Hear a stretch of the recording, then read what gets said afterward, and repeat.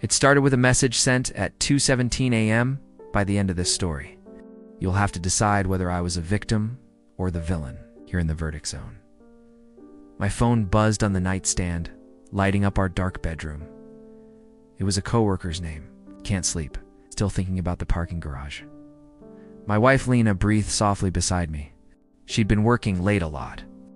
The screen glowed against the glass of water on my nightstand. I remember the ice had all melted. I didn't wake her, I just put the phone back. The water in the glass was room temperature. You tell yourself it's nothing, you build a castle of reasonable explanations. The parking garage was where their office building kept the bicycles. Maybe they'd talked about commuting. I made coffee the next morning. She kissed my cheek. Her lips were warm. I didn't mention the text.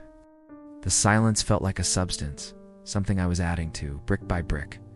People don't usually jump fences. They find a loose board. They lean on it, day after day, until it splinters and gives way. You're not asterisk climbing asterisk then? You're just stepping through the hole you made. I started checking the water glass. Every night, I'd fill it with fresh ice.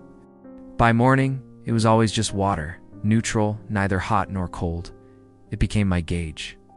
The nights it was fully melted by 3 a.m., I knew she'd been on her phone in the dark. I rationalized it. We'd grown distant. My fault, too. I worked too much. We were just roommates who loved each other in theory. He made her laugh. Saw it at the company picnic, her head thrown back.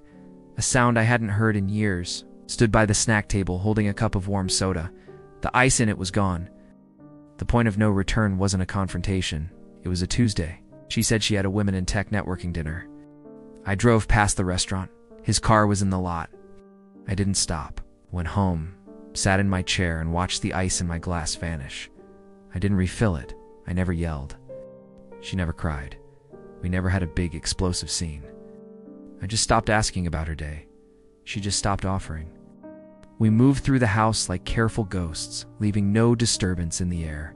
The bed felt wider. The water in our glasses was always tepid. I finally asked, last week, calmly, "Is it over with him?"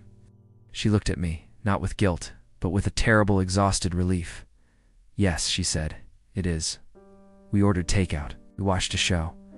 We are still here. So here's what you need to decide. I am a man who was betrayed, who saw the evidence in the dead of night and chose to monitor melting ice instead of saving his marriage. I am the victim of a broken promise. Or, I am a man who saw the first spark and chose to fan it by feigning ignorance, who used her guilt as a quiet weapon, who preferred the high ground of martyrdom to the messy work of repair.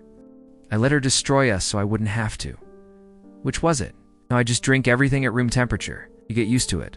Now we are at the end of this story. Time for you to decide whether I was a victim or the villain. You're in the verdict zone.